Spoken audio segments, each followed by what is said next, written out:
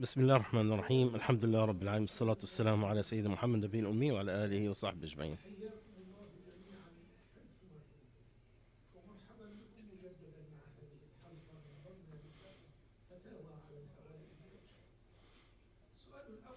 The first question today, the sister is asking, I'm from Algeria. My husband is in the army.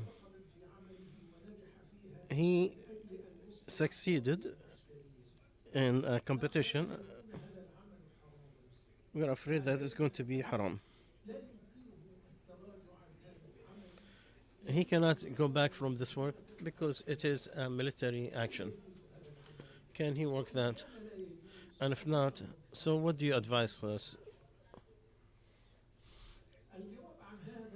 The answer to the sister, may Allah reward you for your concern. The American Assembly of American Muslim jurists, and they discussed this kind of problem, and they came to this following decision. The decision is it is forbidden to take the judge to be a judge in an area where you do not follow the Sharia or do not require to it, unless you're going to prevent a harm to the Muslim community, and to allow it, you go back to the expert, and you have to have no knowledge of Sharia laws and to judge with it as much as he can. And he's going to reduce whatever he can to reduce the harm on the Muslims and to make abundance of goodness to them. Choose the best specialty in judgment that's going to be closer to Sharia. And to use the non-Muslim law. And then they said that the righteous people of the Muslim righteous, some of general positions outside Muslim countries or in the countries that do not follow Sharia, it is better than to leave it for the evil people who are corrupting in earth and do not correct, like Yusuf alayhi salam did. And accordingly, if the intention to give justice to the weak, to the one who rights are taken out, and to give them and do not do injustice to nobody, then he is representative to the weak, to the people who are oppressed, and reducing the pressure on them and the oppression on them, on the corruption that is bestowed on them. And he's not going to be a representative to the tyrants into helping on their corruption, on their tyranny.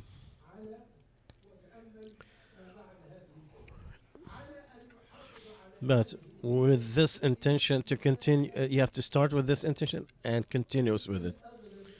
Because most of the people there is a lot of corruption, and may Allah protect him, Allahu Alam. The second question that is widely spread in the social media, to banana that has different colors and a beautiful cat, and whomever shares this, he will have something good to him or bring good luck to him. What is the rule about the youth who is doing it, even if it is just jokingly? The answer: you should not indulge into corruption like this, falsehood that's going to reduce the energy of this community, especially when we know that it is corrupt, because everything Allah created with measurements, and we have to take with the means that are allowed, and to leave the things that are forbidden, and not to take the reasons from what Allah did not make it a reason. even if it is a joke. The Prophet sallallahu alaihi wasallam joked. He used to joke, and he will only say the truth. He never joked with lies. So the only way in this life and in the hereafter is to do what Allah allowed and permitted, and it's not to indulge with stuff like that. Like you cannot, like the bad luck will not. You cannot push the bad luck with the magic and all the other stuff of that sort. The Prophet ﷺ said, whomever is attached to something that's going to that's going to prevent him from evil and bring him good, he is committed shirk, partnership with Allah. One of the scholars said the Prophet ﷺ said, whomever who used the tamima, which is to attach something with good or bad, then may Allah not give him what he's asking for, and that's shirk. And the hadith that it is all shirk, partnership with Allah.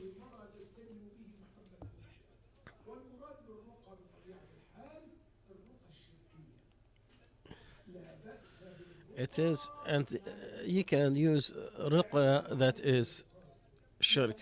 The Prophet ﷺ said, bring me your ruqya as long as it's not shirk, partnership with Allah.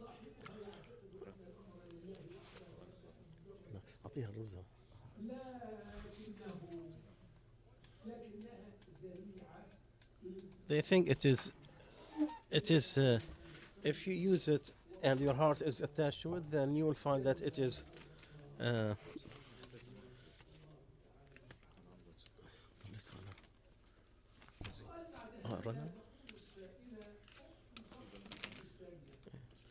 أعطيه والله سعيد إذا برا أعطيه.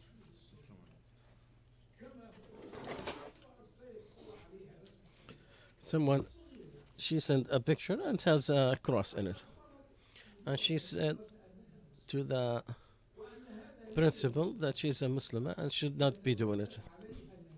But the manager told her that a mufti in Spain allowed it.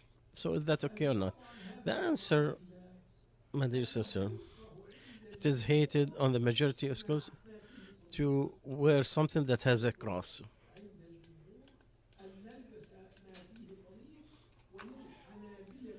And for the Hanbali, they even forbid it because of what Al-Bukhari said of Aisha, that the Prophet ﷺ did not live in his house that has crosses. He will wave it.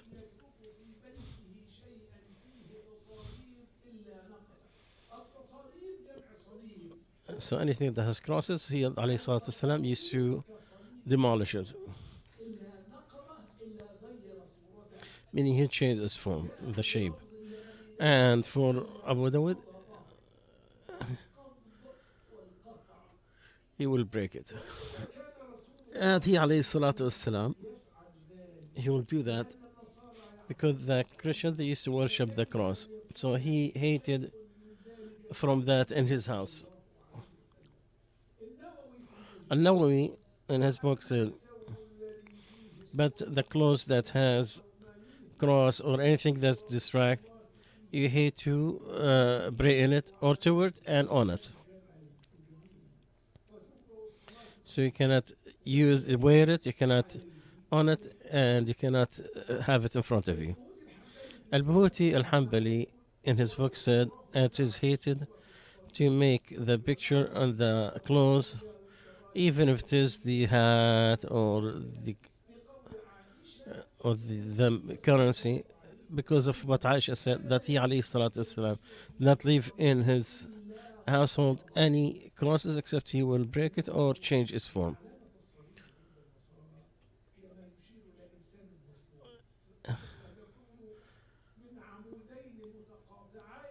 And the Shaykh is explaining the shape of that cross, where the top part is shorter than the bottom. So if the majority on hating of the clothes that has cross, you use you what avoid it is the need. So if you cannot use the school from giving an exemption, then that's a need, and I hope there is no problem, inshallah. Wallahu alam. Another question. A woman is saying, I got a judgment on divorce in the American court. I found someone in Iraq, and we did our in the United States, and he's in Iraq, and we did wedding on the phone. He had a sheikh, and I don't see him. I don't know him. I don't see with witnesses. The sheikh asked him, "Do I accept that he will be my representative?" He said, "How much is the dowry?" And then he said, "You are his wife." She said, "I didn't hear or see anything." He said, "You gave him, make him a representative of you." So she's asking, "I trust him, but I'm afraid that the contract is not right. If this avoided zawaj, can I make khulu' from it?" The answer, dear sister,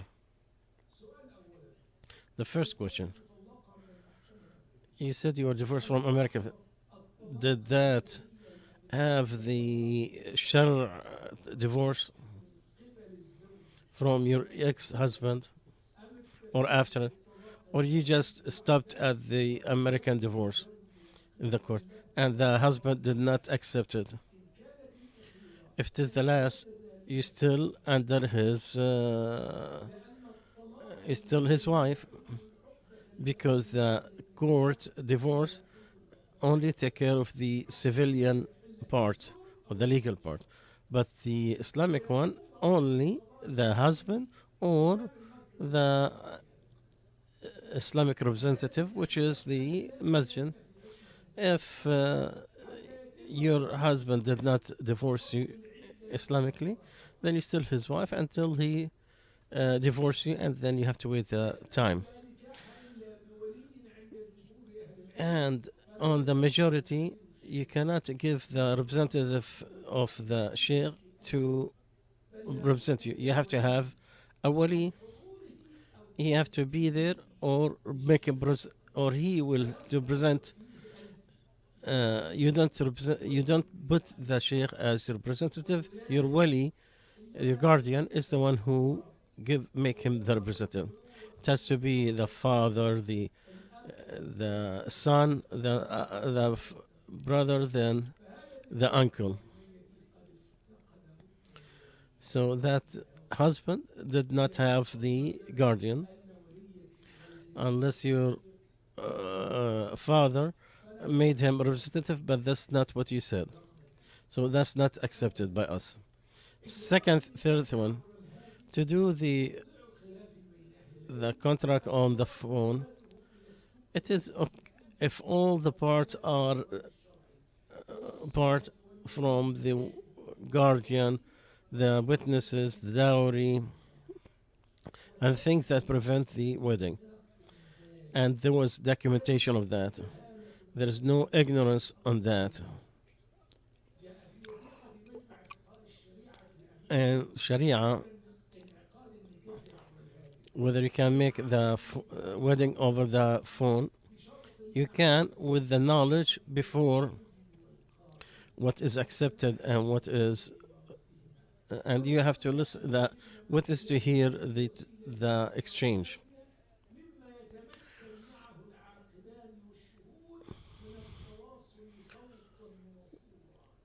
They have to have to see, so the one who is absent, he can represent someone in his behalf. In this problem, we are not on, it's not about the phone, but the representation of the sheikh to be her representative in the wedding. And it happened in Iraq. from principle, not a problem, but they have to look on the. But as we have said before, it does not is not accepted on the majority because there is no guardian in this. So what is the solution? Redo the wedding through the guardian, because he is the one who look into this relationship, and he look into the rights, and he will guarantee you rights. So don't throw yourself in the unknown.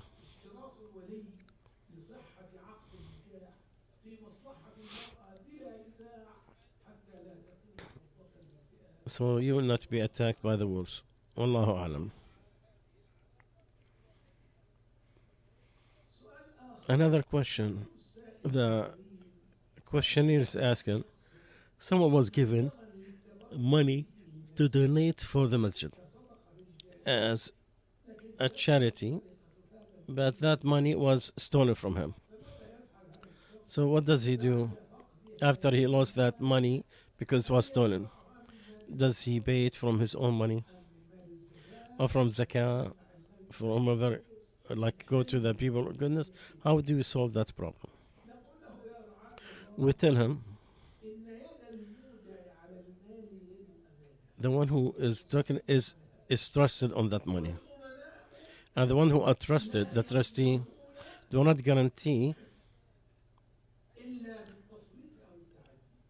They're not guarantee whatever they had unless if they are if it was proven that he did not do the right to protect that money, like he did not do what he was supposed to do, or and do what he's not supposed to do. So if he had the money in a legal way, he's not guaranteeing unless he exceeded what he's supposed to do. Because the rule, as we said, that the one who is trusted does not guarantee what is exposed underneath it unless it is his fault. The Bayhaqi, he said, a hadith, there is weakness in this, there is no guarantee on the one a trustee. Shawkani says there is an indication whom the trustee, they cannot guarantee on something unless he did not do what he's supposed to in protecting it, and he didn't do something that is wrong.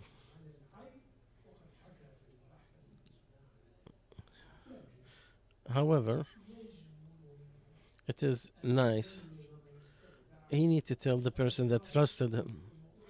Just because it is lost, he need to go and tell the person that gave him the trust. Maybe he'll exchange it to,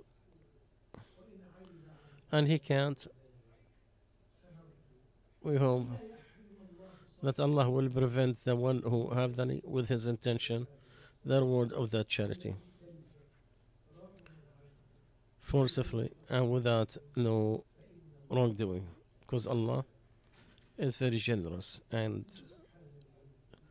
praise is to Allah. Another question.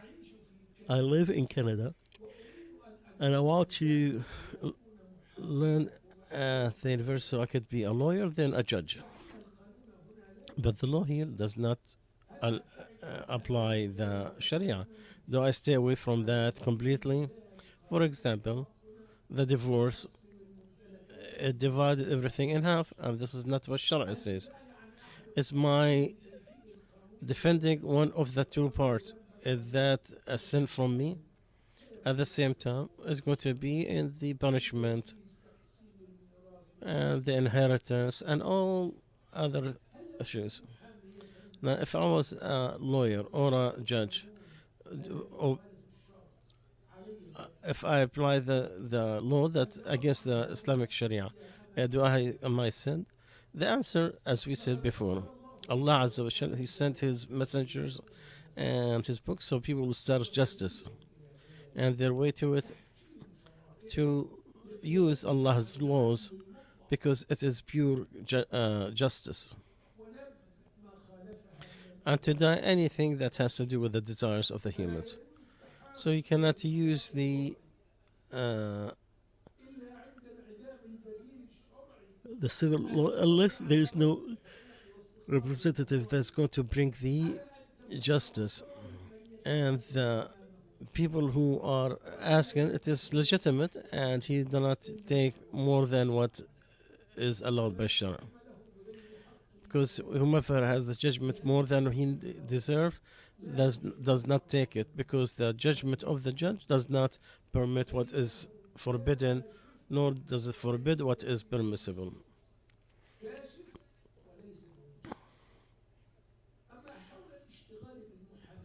But to be a lawyer on the judgment, as are Muslim countries, what is forbidden, it was decided in the American Assembly of Muslim Jurists. I tell you the decision and then you see the answer. The proof and the reference is always the Shara of Allah. To rule beside what Allah has allowed,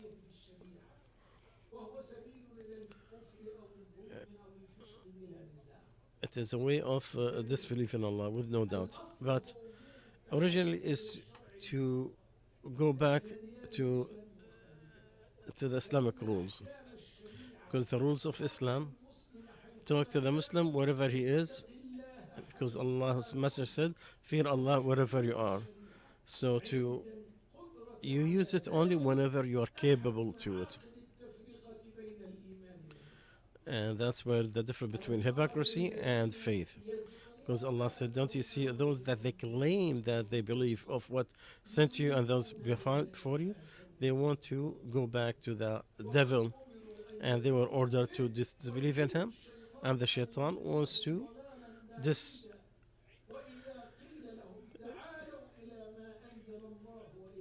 And if they're told to come to what Allah descended and His Messenger, you will find the hypocrites, they are fighting you and put an obstacle in your face. And then Allah said, "No, by your Lord, they will not believe until they put you are disputed in everything they have disputed between them, and not find any burden in their hearts, and to submit completely." Third, if there is no way to go to the Islamic laws in the government, that does not mean you don't apply it into the individuals and the gathering, because whatever you is easy, what is allowed does not fall, because you cannot. And there is a lot of alternatives beside using the law that is against the Sharia. Fourth, it is allowed to go to the civil laws when it is a way to bring rights or to push an evil in an area where there's no Sharia that rules, because there's no alternative laws that could apply, whether it's inside what's called Muslim countries or outside of them. So if you can't get the rights of people,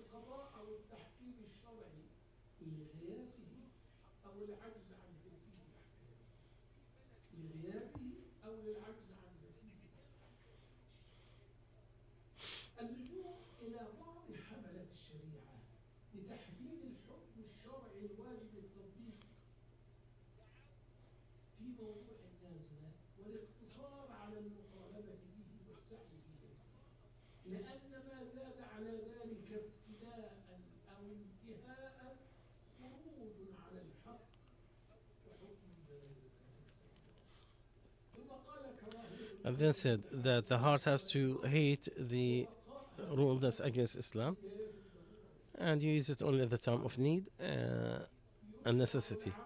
It is allowed to be a lawyer. Again, it is allowed to be a lawyer to take away any harm or to bring the rights, whether it is in front of Islamic rule or outside Islamic rule. And anything you can You could do it yourself or put a representative in that. And the dispute could be a Muslim or non-Muslim, doesn't matter. And you can work as a lawyer. You have the justice of the matter that you're taking. So he is representative of the oppressed to not helping the oppressor on his oppression. So you have to be representative of the and take away the harm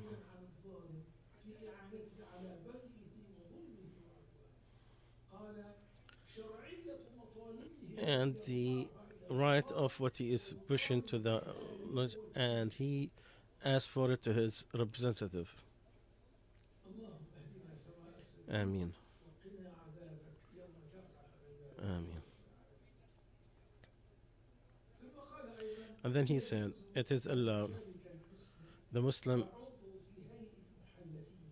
be part of the jury with a condition, his rule, what is according to the Shara, with the intention to help the oppressed from Muslims or non-Muslims, to give them back their rights and do not help the oppressors. And after that, it is must on the Muslims who are staying outside Muslim countries, individually and groups, to do find an alternative to the law by the alternative and so on, and to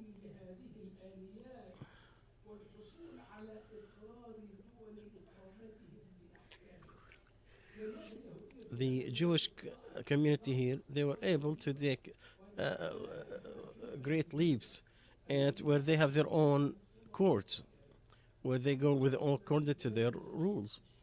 Even in the East, that is oppressing the people.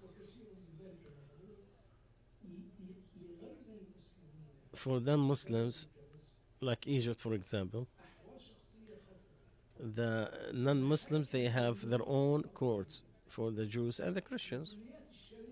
In the Sharia law, they teach the law of the Muslims. I learned it in Jamiat Azhar for non-Muslims. Just like we learned it for the Muslims, we also learned for the Muslims. You cannot graduate unless you understood that part. Their own courts and judges, and they could go to that. And the government, they have no authority on them, but they support what they come up, what decision they come up.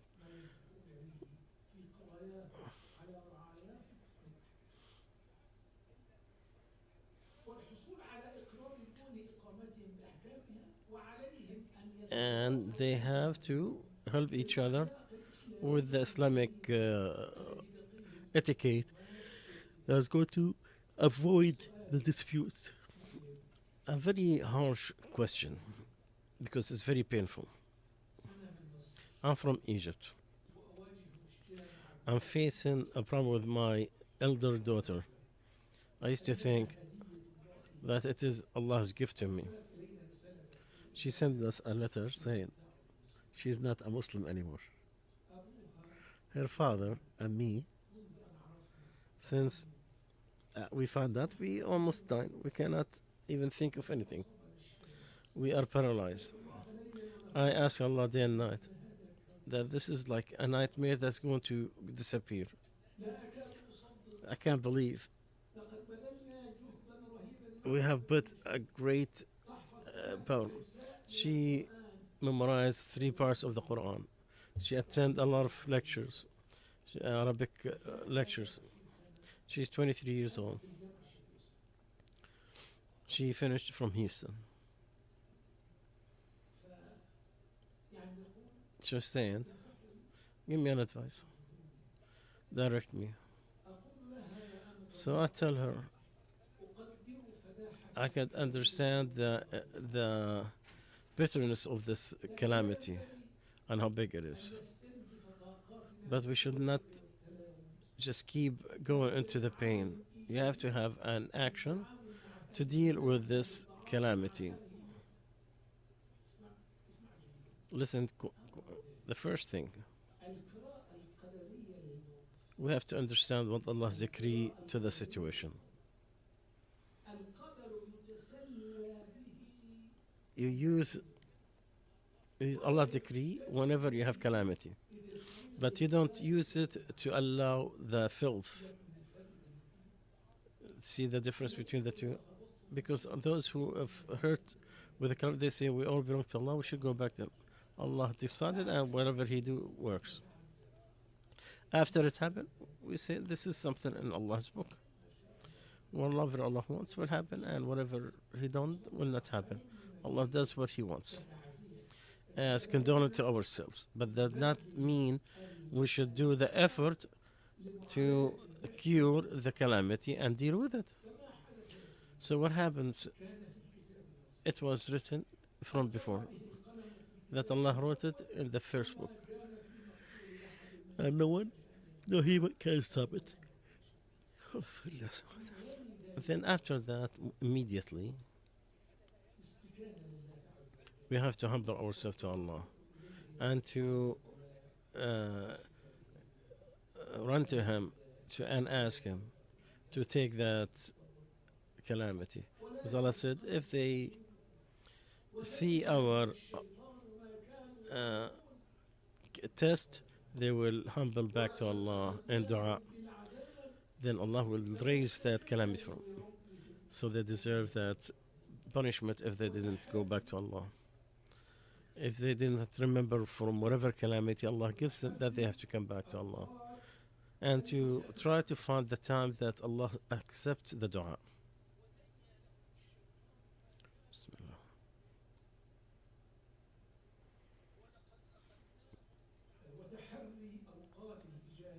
And to look at the time of the answer, and not to see the delay of our answer to be despair from Allah or to stop the dua.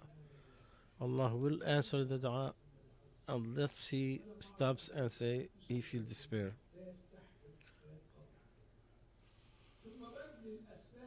And to do the human part in trying to reach and to have repentance and to have the door open for repentance to Allah.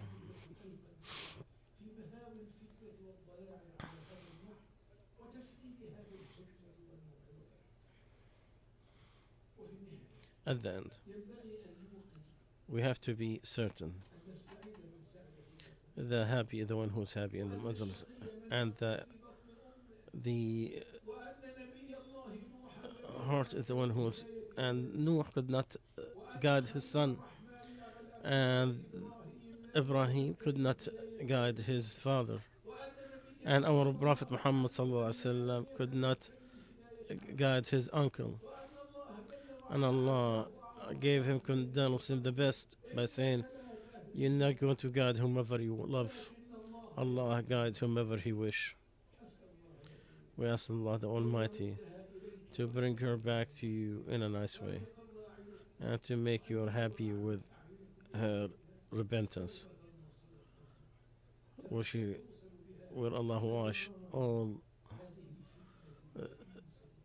the results of this calamity. And this is not hard on Allah, and Allah knows the best.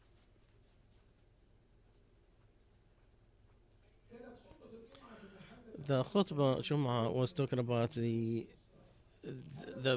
to marry from the non-Muslims.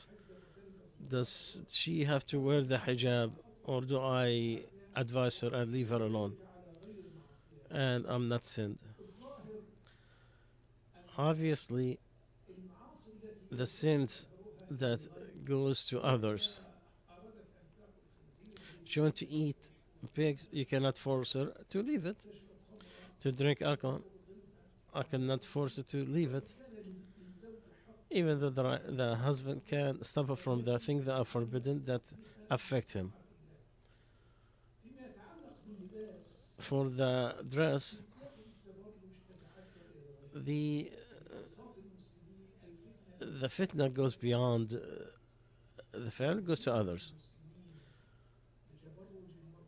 When when the woman put the wrong dress, whether she's Muslim or Muslim, it goes beyond that family.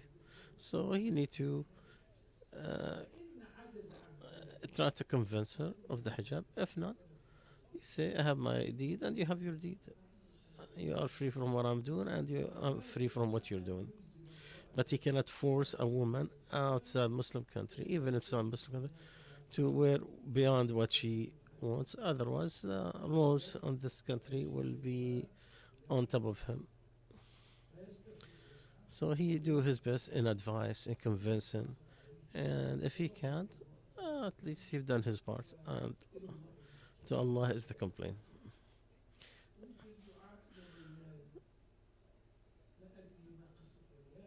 Can you die for Ryan? But whatever his story, we ask Allah Azza wa Jal to put him in the best situation that he's pleased with him.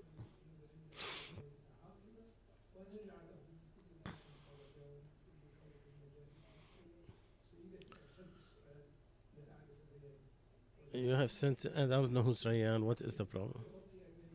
You expect him? No, I don't know everything. That's only Allah who knows everything. We ask Allah Azza wa Jal to help you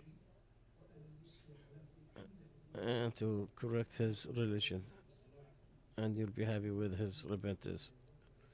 Ameen.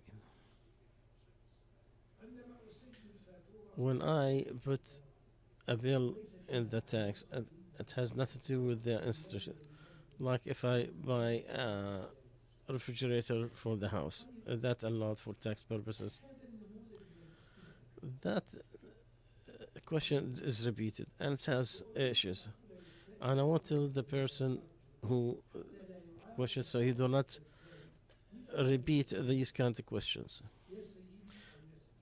Dear sir and sister, don't expect from a mufti to ask you a mufti to violate the law and to falsify documents and stuff. No mufti who have any sanity to give you fatwa against the law, or to try to make him to do it whether publicly or privately. That is not proper. Remember the hadith of Rasulullah, leave me what I left you. The permissible is very clear, and whatever I left alone, leave it. Don't don't make it hard on yourself. Don't expect from me or any other person ever that they will tell you to falsify legal documents. This is so protect the mufti just like you protect yourself, and stop these kind of questions. I hope my message is very clear. جزاكم الله خير.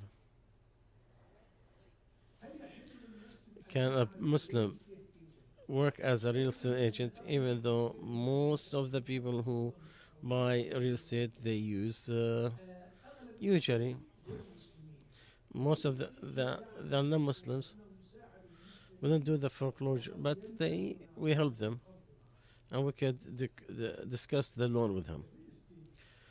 So the real estate is an agent. He is promoting something to have that type of thing. It is allowed if there's something permissible. If you saw something forbidden. The problem here that we have two files. The first one, the selling and the financing. Stay in the selling, but don't touch the finances part of it.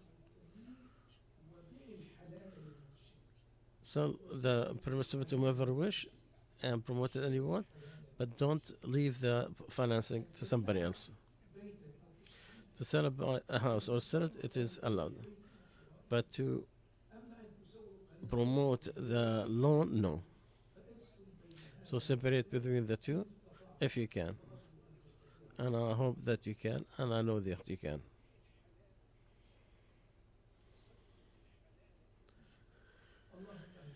آمين يا رب العالمين. A brother sent me a message. May Allah bless him. May Allah bless him and to protect him his religion and his life. Ameen. Ameen.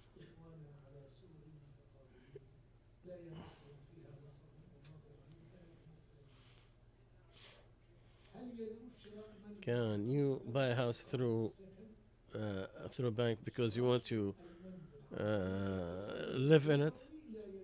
Well, the answer, if you buy from a bank that has usury, you cannot unless it's an emergency and you have to go to the mufti of your area to know the situation and that necessity, so you could use it as a necessity or not.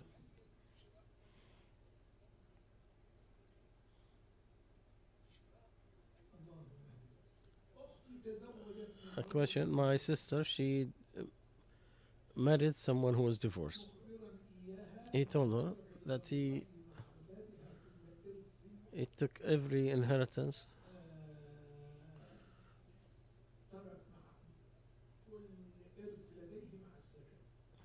He left everything with the house. So when he married her, she asked him to buy her house. She did. He did. And she put there's a loan. If she died before, that he could do it whatever he wants. Is that allowed? The you don't give a will for someone who inherits. But if she thought she used that this is a loan in her, she didn't accept it as a gift, but she considers it a loan.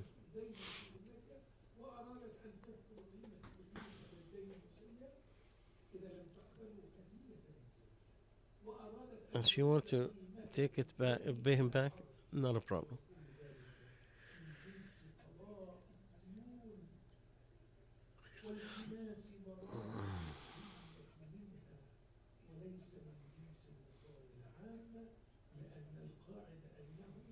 The rule, there is no will for someone who inherits.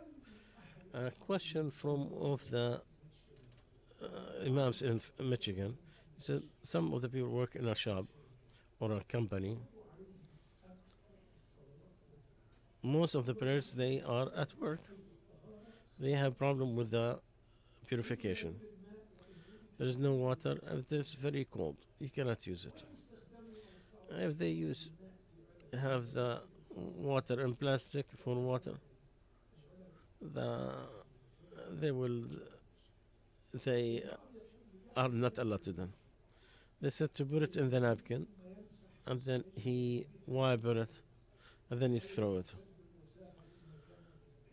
And it is not appropriate for Muslims. The question, can they use the napkin for,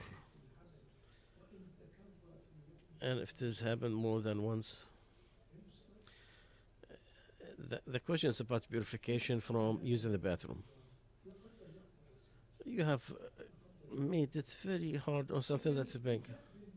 This jar with the water is not obligated anyway, whether in this situation or others.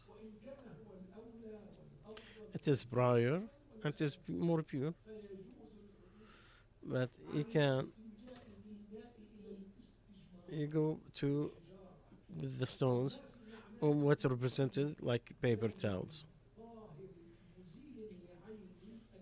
That's going to take like the toilet paper and a cloth goes of the saying of the Prophet. If one of you went to the bathroom, let him use 3 stones. It is enough for him. So what is meant, if you use 3 stones to wipe, so he could use the filth and it's clean, then it is enough for him and that's good. If he use the water with that, it will be better and it is more meaning you take the filth from whether you use the stone or something like it, like paper towels. And if you want to use one, it is the water is better, like we mentioned the hadith, and because it purifies the place and takes the reflex, it is more cleaner. But if he stayed on the stones only, it is enough for him with no dispute between the scholars. So if he just used the paper towels, it will be enough for him with no dispute among the scholars. Because of what we said and because the companions all agreed on that. And Allah Alam.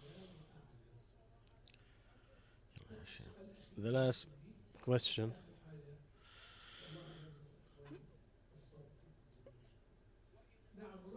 A Muslim man, in his 60 years old, he had the cancer and his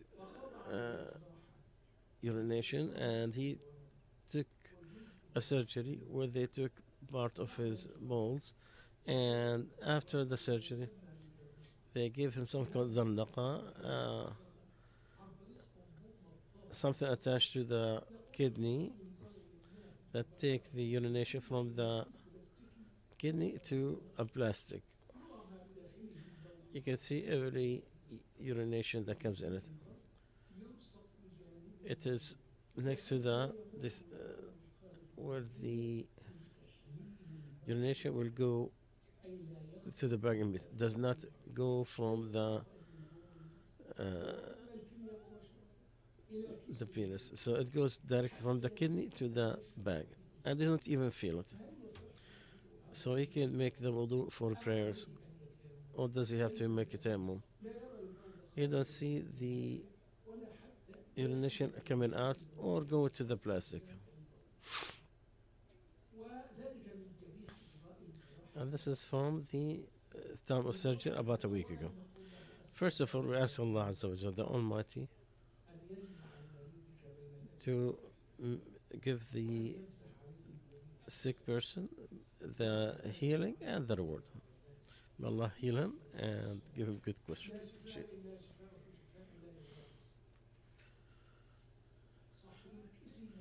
The one with the bag,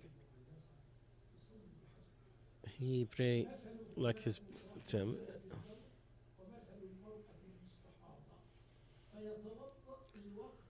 So he make purification for each prayer. If he can't make wudu, then he go to the tayammum. But he don't make wudu except after the time entered. But he need to, when he wants the prayer, to empty that bag, to purify it from filth.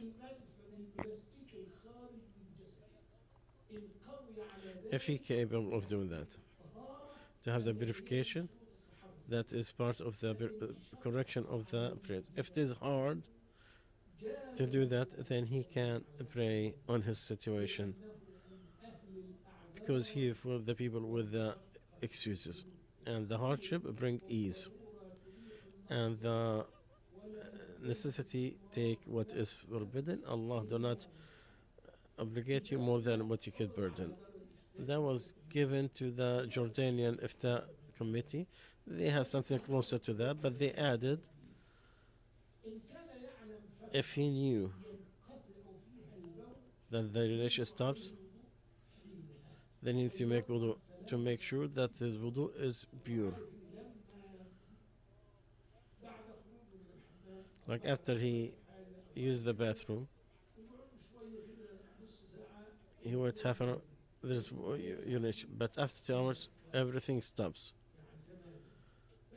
So he will make his prayer during that time that he is sure that the urination stops, and to pray after his wudu.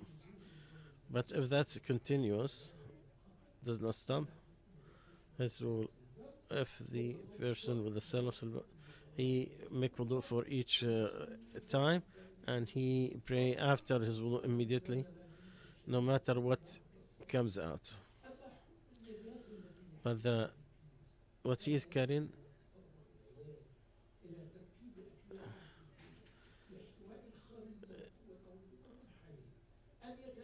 So you could just take it with you in the prayer, it'll be better. And to, if you can, then you could do that. If you could dismantle that machine away. But if you can't, then